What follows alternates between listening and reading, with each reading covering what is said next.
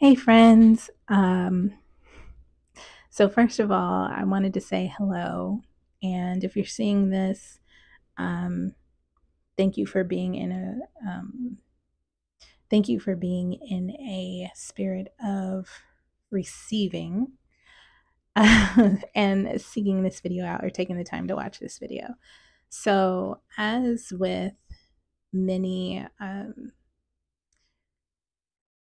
okay, let me start from scratch. So I am a spiritual person, not just a spiritual business. So there was a certain point in time that I reached months ago where I was just like, it just felt like I needed to level up. And I shared with um, a few people, I was like, it feels like there's a change coming. It feels like there's a change coming.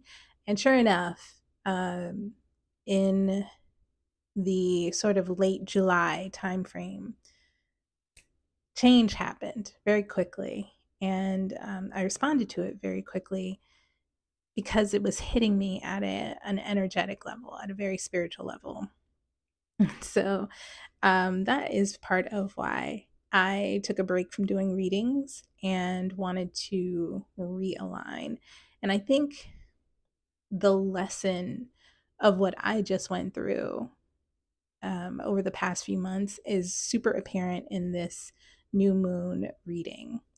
So, what I am going to attempt to do in this new moon reading is to um, sort of, take the astrology out of it because for me, the Western astrology is great.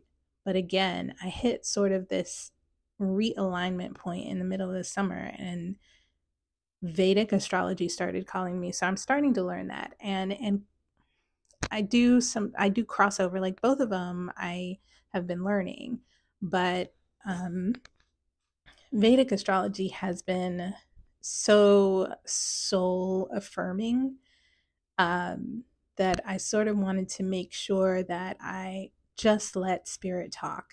And excuse me, however it is received, I have no control over. But I just wanted to get the message out. So I am doing an oracle new moon reading today. And I'm using quite a few cards, but I wanted to focus on goddesses. And um, again, new moon. New moon is all about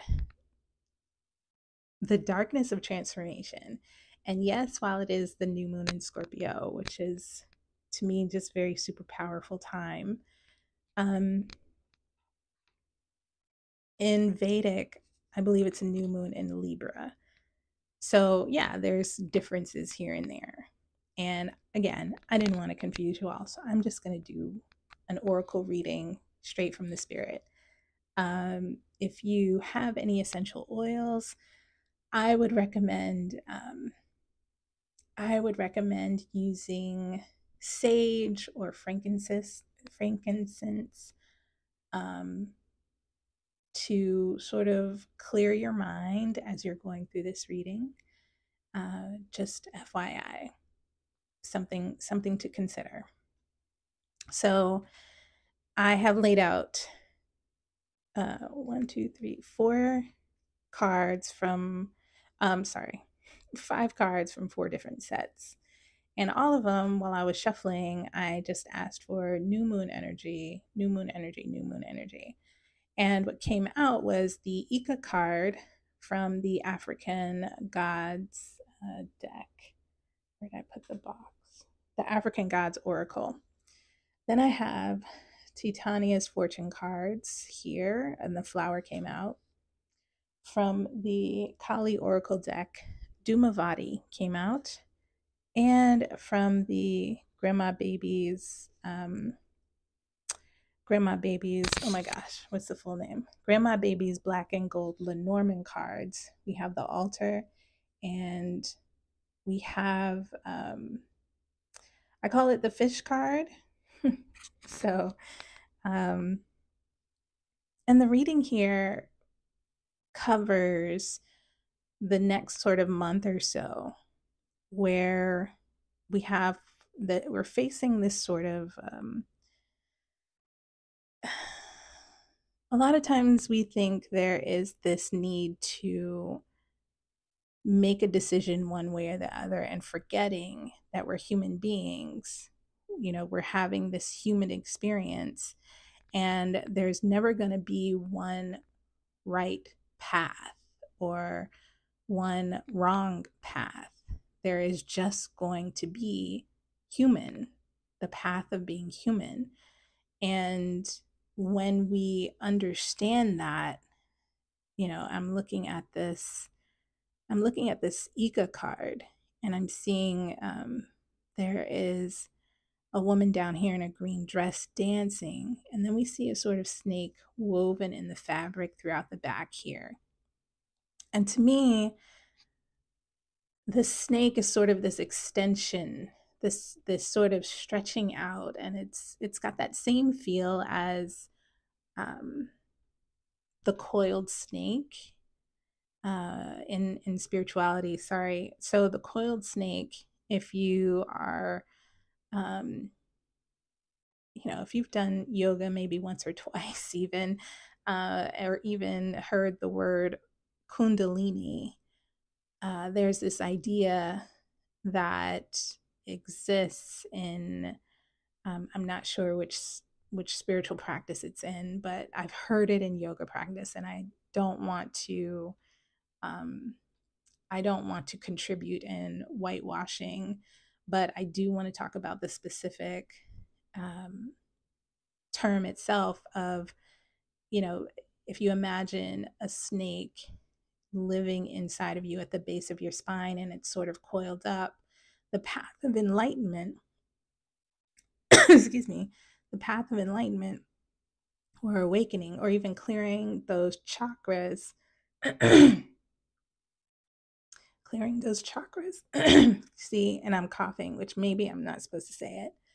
But anyway, I sort of see this path of elongating through the self and growing into the self as facing these sort of sessions where maybe you've reached something. It's sort of like you're on the precipice of very big change, like a very big change is needing to take place, but it's needing to take place in you, in your thought process, how you in your personal philosophy, sort of a thing. And so Ika is, the card says here, impossible is only a matter of opinion. And so there's this sort of adventure or courage that's needed in facing whatever this is, and deciding that it is time to look at it closely. It is time to go deep. It is time to be sensitive to it is time to be sensitive to the messages that are coming through. If there is a deep change, very deep, either psychological, emotional, spiritual change needed, then decide if it is something that you would like to have happen. Now, the fortune card here says you have someone, you're being looked over. Like, when I say looked over, you're being looked after. Sorry. There is happiness available here. There is happiness available here. This is not a process that you're going through that is, it might be scary, but it is a call for being a hero, encompassing those traits that are truly heroic. And a lot of times I think we also gloss over the fact that being heroic doesn't mean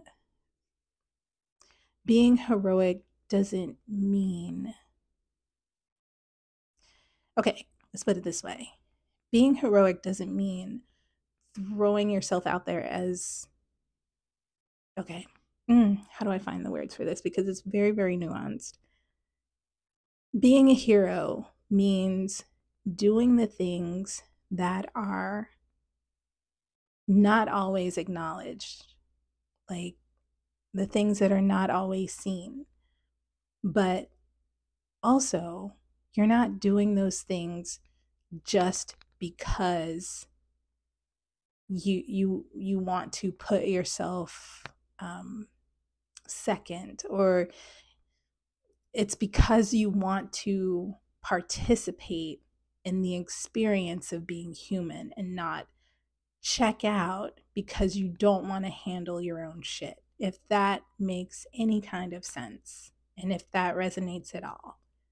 You cannot just check out because you don't want to deal with the things at hand. Being a hero sometimes means handling your own stuff and also participating, acknowledging that you are a human, and then also being part of the human community, if that makes any sense. Ugh, that's such a very fine underneath it all sort of nuanced sort of thing. So hopefully I've given the right context to it. The Dumavati card comes out here, and I wanted to read a little bit more about Dumavati from the actual book. So the seventh of the Mahavidya wisdom goddesses is Dumavati. She is the crone goddess, which is so honestly so off. The new moon is so crone goddess, if you've ever watched any of my videos. She is the crone goddess, and uniquely in the Hindu context from which she arises, also a widow. Her name means she who is made of smoke. And as the expression goes, where there's smoke, there's fire. Dumavati is associated with the profound suffering.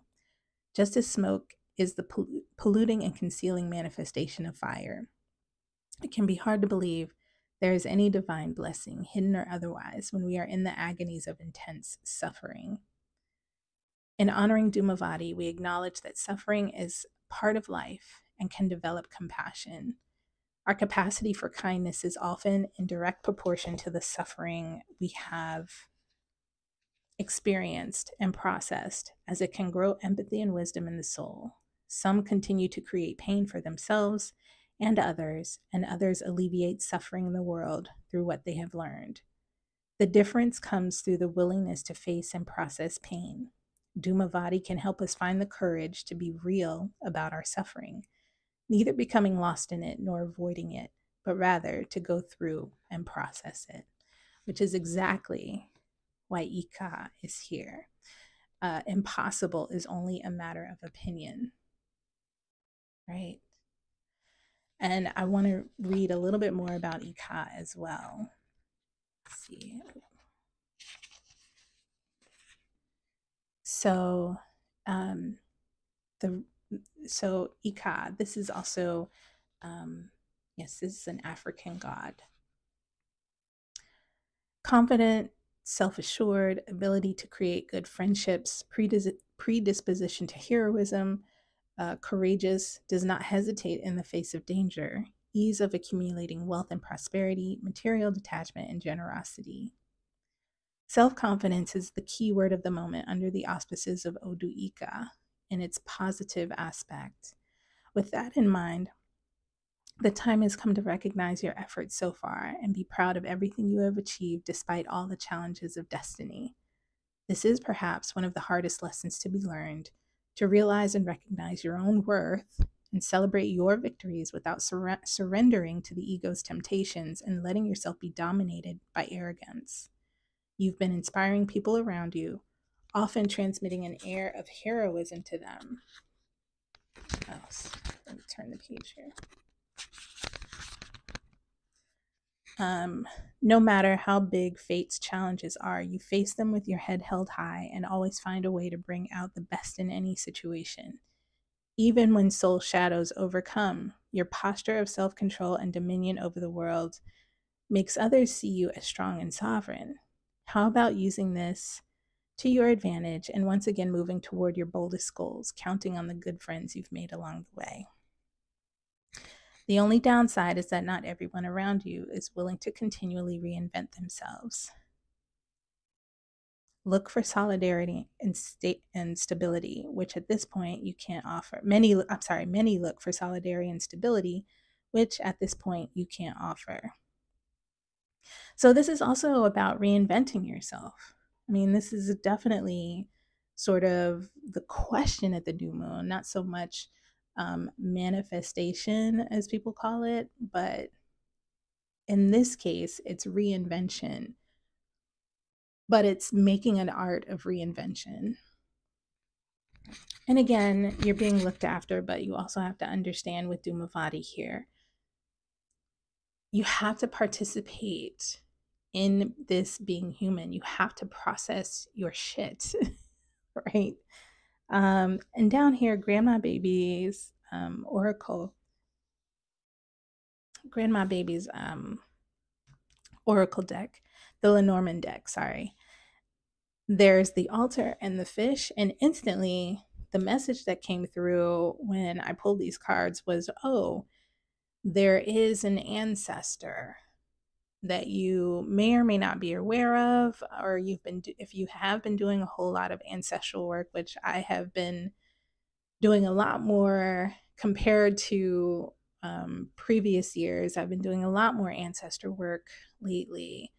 There is an ancestor that you may or may not be aware of that is coming through, again, either through you, definitely through you, but here we also have the fish card, and in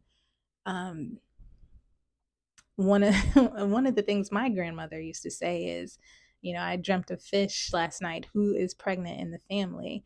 And so that's sort of the question here is, there is this idea of preparing to birth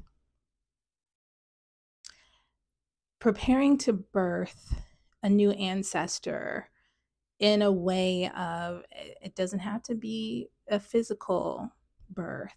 It can be a spiritual birth, or it can be a birth in terms of creating something that comes through you that is sort of this channeled creativity. It's very much giving this King of Cups vibe.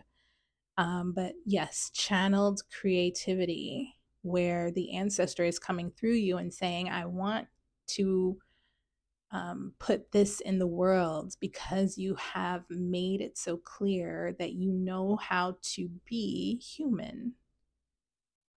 You know how to process, you know how to grow, you know how to live, you know how to reinvent yourself. And here are the gifts that come with that reinventing yourself. And I do want to go back and read a little bit more about Dhumavati to see how we can sort of close this reading out. Excuse me. So let's see. Dhumavati is sometimes depicted with two crows attempting to pull a cart they cannot move. At other times, her cart is without means of movement at all. She brings the message that the path you are on cannot take you any further. Again, reinvention here. This does not mean that life is over, but rather life as you have known it has come to an end. This is the inception of a new cycle.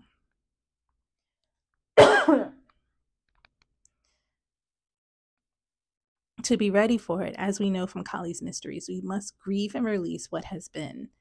And the social context from which Dhumavati emerges. Widows are at the edges of acceptable social status.